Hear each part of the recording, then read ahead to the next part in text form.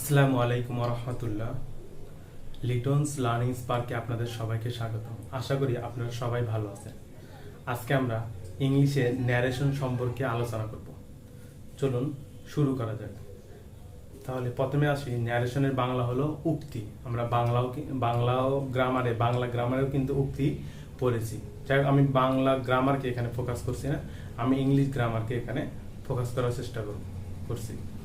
এখন দেখুন, এই ন্যারেশন জিনিসটা কি, যে একজন বক্তার বক্তব্য প্রকাশ করার ঘটনাটাই হলো ন্যারেশন। ন্যারেশন হলো দুই ধরনের, একটাকে বলা হয় ডিরেক্ট ন্যারেশন আর একটাকে বলা হয় ইনডিরেক্ট ন্যারেশন। আমাদের বিভিন্ন প্রতিযোগিতামূলক কিন্তু পরীক্ষা আসে যে ডিরেক্ট থেকে ইনডিরেক্ট করো, ইনডিরেক্ট থেকে ডিরেক্ট করো। এখন আসুন আগে জানার চেষ্টা করি যে ডিরেক্ট ন্যারেশন কোনটা। যে ডিরেক্ট ন্যারেশনের দুইটা পার্ট থাকে, ডিরেক্ট ন্যারেশনের দুইটা পার্ট থাকবে, অর্থাৎ ডি থেকে মনে রাখবেন দুই। ডিরেক্ট ন্যারেশনের দুইটা পার্ট থাকবে আর ইনডিরেক্ট ন্যারেশনে একটা পার্ট থাকবে, মানে সম্পূর্ণটা একটা অংশে বিভক্ত হবে, মানে একটা অংশ হবে। যেমন হি সেইড টু মি, এইটুকু একটা অংশ। আই অ্যাম হ্যাপি, এইটুকু একটা অংশ। তাহলে এই দুইটা অংশ যদি থাকে এবং ইনভার্টেড কমার ভিতর থাকে, তাহলে সেটাকে বলবো আমরা ডিরেক্ট ন্যারেশন। আর ইনডিরেক্ট ন্যারেশন হলো এটাকেই যখন দুইটা অংশে বিভক্ত না করে একটা অংশে দ্যাট দ্বারা, টু দ্বারা, এগুলো দ্বারা যখন যুক্ত করব, তখন সেটাকে আমরা বলবো ইনডিরেক্ট ন্যারেশন। তাহলে ডিরেক্ট ন্যারেশন চিনবো দুইটা অংশ থাকবে, আর ইনডিরেক্ট ন্যারেশন হলো একটা অংশ থাকবে। এখন আসুন, এই ন্যারেশনের যে এই যে দুইটা একটা অংশ, এর মধ্যেও ইনডিরেক্ট মানে ডিরেক্ট ন্যারেশনকে, এই দুইটা অংশকে আবার দুইটা ভাবে ডাকা হয়। যেমন হি সেইড টু মি, এইটুকু অংশকে এক নামে ডাকা হয়। আই অ্যাম হ্যাপি, এইটুকু একটা নামে ডাকা হয়। তাহলে হি সেইড টু মি, এই দুটি অংশকে বলা হয় reporting verb. He said to me, এইটুকু অংশকে বলা হয় রিপোর্টিং ভার্ব। আর ইনভার্টেড কমার ভেতরে যেটি আছে আই অ্যাম হ্যাপি, এইটুকু অংশকে বলা হয় রিপোর্টেড স্পিচ। তাহলে ইনভার্টেড কমার সামনে যে অংশটুকু আছে সে রিপোর্টিং ভার্ব, আর ইনভার্টেড কমার ভেতরে যে অংশটুকু আছে সেটাকে বলা হয় রিপোর্টেড স্পিচ। এখন আসুন, ন্যারেশন আমরা খুব সহজে চিনতে পারি যে কোন ন্যারেশন আমরা কোন ভাবে করব। মোট হলো পাঁচটা ভাবে ন্যারেশন করা হয়, অর্থাৎ পাঁচটা সেন্টেন্সের উপর ভিত্তি করে ন্যারেশন দাঁড়িয়ে থাকে। একটাকে অ্যাসার্টিভ সেন্টেন্স, একটা হলো ইন্টারোগেটিভ সেন্টেন্স, একটা ইম্পারেটিভ সেন্টেন্স, একটা অপটেটিভ সেন্টেন্স, আর একটা হলো এক্সক্লেমেটরি সেন্টেন্স। এই সেন্টেন্স অনুযায়ী ন্যারেশনগুলা গঠিত হয়। এখন আসুন একটু সেন্টেন্স সম্পর্কে আগে ধারণা দিই। যে অ্যাসার্টিভ সেন্টেন্স হলো যে সাবজেক্ট থাকবে, ভার্ব থাকবে এবং এক্সটেনশন থাকবে। এই তিনটা অংশ যখন হবে সেটাকে আমরা বলবো অ্যাসার্টিভ সেন্টেন্স। যেমন একটা উদাহরণ, যেমন আই রিড এ বুক, আমি একটি বই পড়ি। তাহলে আই এখানে সাবজেক্ট, রিড হলো ভার্ব, এ বুক হলো এক্সটেনশন। তাহলে এরকম যদি সাবজেক্ট, ভার্ব এবং এক্সটেনশন থাকে সেটাকে আমরা বলবো অ্যাসার্টিভ সেন্টেন্স।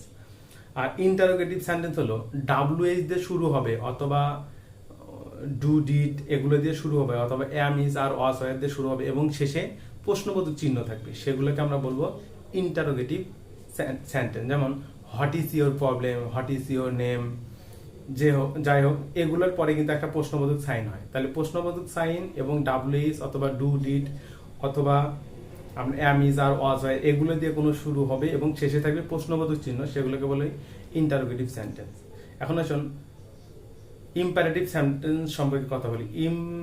ইম্পারেটিভ সেন্টেন্স চেনার সহজ উপায় হলো এখানে সাবজেক্ট থাকবে না, শুরুটা থাকবে ভার্ব দিয়ে। এখন শুরুটা ভার্ব দিয়ে হতে পারে অথবা অ্যাডভার্ব দিয়ে হবে, কিন্তু অবশ্যই সাবজেক্ট থাকবে না। সাবজেক্ট একটা থাকে ইউ, কিন্তু ওটাকে দেখা যাবে না, উজ্জ্ব থাকবে।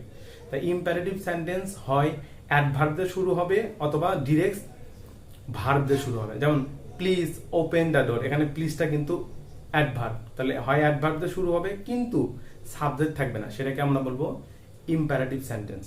আর অপটেটিভ সেন্টেন্স হলো যে সেন্টেন্সের ভেতর মে, লিভ অথবা আল্লাহ এগুলো কথা দিয়ে শুরু হবে, সেগুলোকে আমরা বলবো অপটেটিভ সেন্টেন্স। অর্থাৎ আদেশমূলক যেগুলা সেন্টেন্স হয় সেগুলোকে বলা হয় অপটেটিভ সেন্টেন্স। আর এক্সক্লেমেটরি সেন্টেন্স হলো যেগুলা হলো এক্সক্লেমেটরি সাইন যুক্ত থাকবে, যেমন এলাসের পরে একটা এক্সক্লেমেটরি সাইন থাকে, হুররা, যেমন hurray, we have won the game, তাহলে এগুলোকে আমরা বলবো হলো এক্সক্লেমেটরি সেন্টেন্স।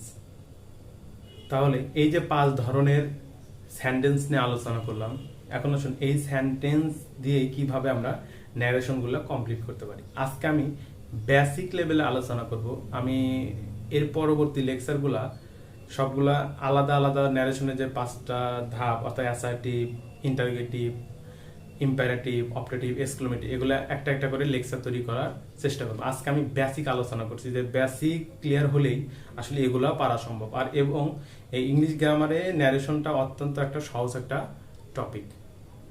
এখন এই ন্যারেশনকে সহজভাবে উপস্থাপন করার চেষ্টা করছি আগে, যে অ্যাসার্টিভ সেন্টেন্সের ন্যারেশন করতে গেলে কিভাবে করতে হবে। এখন স্ক্রিনে দেখা যাচ্ছে যে অ্যাসার্টিভ সেন্টেন্সে যে ন্যারেশনটা করব, আসলে অ্যাসার্টিভ সেন্টেন্সে কি থাকে, হয়তো সেইড টু থাকবে অথবা টোল থাকবে। ধরুন যেমন আই সেইড টু মি বা he said to me, inverted comma শুরু, ইনভার্টেড কমার ভিতর থাকে, ধরুন আই অ্যাম হ্যাপি। তাহলে অ্যাসার্টিভ সেন্টেন্সে সেইড টু অথবা টোলের পরিবর্তে সেইড টু অথবা টোল ইউজ করব এবং ইনভার্টেড কমা তুলে দিয়ে আমরা দ্যাট ইউজ করব। এখন আসুন ইন্টারোগেটিভ সেন্টেন্স সম্পর্কে কথা বলি। ইন্টারোগেটিভ সেন্টেন্স শুরু হবে বলছিলাম ডাব্লিউএইচ দ্বারা, অথবা ডাব্লিউএইচ ব্যতীত অন্য কোনো ডু বা এম ইজ আর বা এগুলো দিয়ে শুরু হবে। যদি ডাব্লিউএইচ দিয়ে শুরু হয় তাহলে সেইড টু অথবা টোল্ডের পরিবর্তে আমরা এখানে ইউজ করব হলো আস্কড। সেইড টু এবং টোল্ডের পরিবর্তে ইউজ করব আস্কড। আর ইনভার্টেড কমা তুলে দিয়ে আমরা ডাব্লিউএইচ দিয়ে শুরু হলে ডাব্লিউএইচ গুলো ওয়ার্ডগুলো ইউজ করবো, যেমন হোয়াট, হোয়েন, আপনার হলো হোয়ার, এগুলো থাকলে ওগুলো দিয়ে শুরু করব। এবং এগুলো ব্যতীত অন্য কোনো কিছু দিয়ে, যেমন ডু অথবা am is are was were, এগুলো দিয়ে শুরু হইলে, অথবা হ্যাভ হ্যাজ দিয়ে এগুলো দিয়ে শুরু হলে এবং শেষ যদি প্রশ্নবোধক চিহ্ন থাকে, তাহলে ইনভার্টেড কমা তুলে দিয়ে ওগুলোর পরিবর্তে আমরা ইফ ইউজ করব। এখন আসুন ইম্পারেটিভ সেন্টেন্স সম্পর্কে কথা বলি। এখন ইম্পারেটিভ সেন্টেন্স হলো ন্যারেশনের সবচেয়ে বড় একটা লেসন। সো এটা নিয়ে আমি আরো ডিটেলস আলোচনা করার চেষ্টা করবো। আজকে শুধু বেসিক আলোচনা করার চেষ্টা করছি। ইম্পারেটিভ চিনব কিভাবে, যে সাবজেক্ট থাকবে না, ভার্ব দিয়ে শুরু হবে অথবা অ্যাডভার্ব দিয়ে শুরু হবে, কিন্তু সাবজেক্ট থাকবে না। তাহলে দেখুন ইম্পারেটিভ সেন্টেন্স করতে গেলে সেই টু অথবা টোল্ডের পরিবর্তে আমরা রিকোয়েস্টেড, অ্যাডভাইস, আপনার হলো অর্ডার, আপনার কমান্ড, এগুলা ইউজ করব। এবং এগুলোর পরিবর্তে সার্বজনীন ভাবে আমরা যদি কোনো কিছু বুঝতে না পারি যে সেটা আমাদের অর্ডার করছে না কমান্ড করছে নাকি রিকোয়েস্ট করছেন, সেগুলোর ক্ষেত্রে আমরা টোল্ড ইউজ করতে পারি। যাই হোক, আর ইনভার্টেড কমা তুলে দিয়ে ইম্পারেটিভ সেন্টেন্সে ইনভার্টেড কমা তুলে দিয়ে আমরা টু যুক্ত করব। এখন আসুন অপারেটিভ সেন্টেন্স সম্পর্কে জানার চেষ্টা করি। অপারেটিভ সেন্টেন্সে সেই টু অথবা টোল্ডের পরিবর্তে আমরা প্রেইড অথবা উইজড, এই দুইটার যে কোনো একটা ইউজ করব এবং ইনভার্টেড কমা তুলে দিয়ে আমরা দ্যাট যুক্ত করব। এখন আসুন এক্সক্লেমেটরি সেন্টেন্স। এক্সক্লেমেটরি সেন্টেন্স কি, যে এক্সক্লেমেটরি সাইন থাকবে, অথবা হুরে, অথবা আপনার ইফ, অথবা হোয়াট, এটা দিয়েও কিন্তু ইম্পারেটিভ এক্সক্লেমেটরি সেন্টেন্স হতে পারে। তাহলে এক্সক্লেমেটরি সেন্টেন্স সেই টু অথবা টোল্ডের পরিবর্তে আমরা এক্সক্লেম উইথ জয় বা এক্সক্লেম উইথ সরো এগুলো ইউজ করব এবং ইনভার্টেড কমা তুলে দিয়ে আমরা দ্যাট ইউজ করব। দেখুন দ্যাটটা হলো 3টে সেন্টেন্সে ন্যারেশন করতে লাগে। একটা হলো অ্যাসার্টিভ সেন্টেন্সে, একটা হলো আপনার অপারেটিভ সেন্টেন্সে, আর একটা হলো এক্সক্লেমেটরি সেন্টেন্স। আশা করি যে এই 5টা সেন্টেন্সে ন্যারেশন কিভাবে করতে হয় এটা সম্পর্কে একটু হলো ধারণা লাভ হয়েছে আপনাদের। এখন আসুন যে পার্সনের কিছু পরিবর্তন এখানে প্রয়োজন হয়, ন্যারেশনের পার্সনের কিছু পরিবর্তন হয়। যেমন আয়ের পরিবর্তে হবে অবজেক্ট হিসেবে মি এর পসেসিভ অ্যাডজেক্টিভ হবে হলো মাই। যেমন he, him, his, we, us, our, they, them, their, তারপরে শি, হার, ইটস, কোন নাম যেমন রহিম, রহিমস, রাদিফস, এগুলা পরিবর্তন হয়। এগুলো দেখেন খুব ক্লিয়ার ভাবে বা বুঝতে পারছেন যে এগুলো কিন্তু পরিবর্তন প্রয়োজন। এবং তাহলে এগুলো কিভাবে পরিবর্তন হবে সেগুলো আমি ডে বাই ডে আলোচনা করব। আরো কিছু পরিবর্তনের প্রয়োজন পড়ে, যেমন দিস থাকলে দ্যাট হবে, মানে ইনডিরেক্টে যদি দিস থাকে ইনডিরেক্ট করতে গেলে দ্যাট লাগবে। আবার নাও থাকলে দেন হবে, টুডে থাকলে দ্যাট দে হবে, আপনার হলো হিয়ার থাকলে দেয়ার হবে, আইদার থাকলে নাইদার হবে, এরকম কিছু বিষয়ের পরিবর্তনের প্রয়োজন পড়ে। তাহলে এগুলাও স্ক্রিনে দেয়া আছে, আপনারা খুব এগুলো মুখস্থ করার চেষ্টা করুন। আজকে যে টপিকটা সম্পূর্ণ মুখস্থ, এই কয়টা যদি আপনি মুখস্থ করতে পারেন এই জিনিসগুলা, তাহলে খুব সহজে আপনি ন্যারেশন সম্পর্কে একটা পূর্ণাঙ্গ ধারণা পাবেন ইনশাআল্লাহ।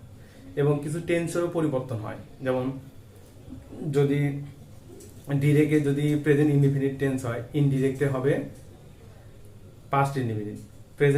প্রেজেন্ট কন্টিনিউয়াস যদি হয়, ইনডিরেক্ট হবে পাস্ট কন্টিনিউয়াস।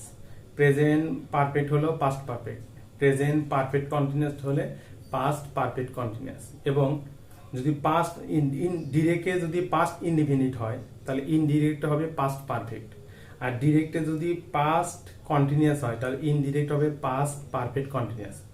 আর যদি ডিরেক্টে যদি পাস্ট পারফেক্ট হয়, তাহলে ইনডিরেক্টেও কিন্তু পাস্ট পারফেক্ট হবে। এই কথাটাও মনে রাখবে। ন্যারেশনে আর একটা বিষয় মনে রাখতে হবে যে ন্যারেশনে সেইডের পরে কিন্তু টু বসে, অবশ্যই সেইডের পরে টু বসাতে হবে, কিন্তু টোল ব্যবহার করলে কিন্তু টু বসানোর প্রয়োজন হয় না।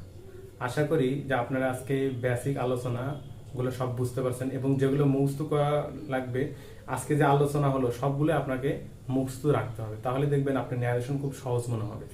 ধন্যবাদ। আসসালামু আলাইকুম ওয়া রাহমাতুল্লাহ।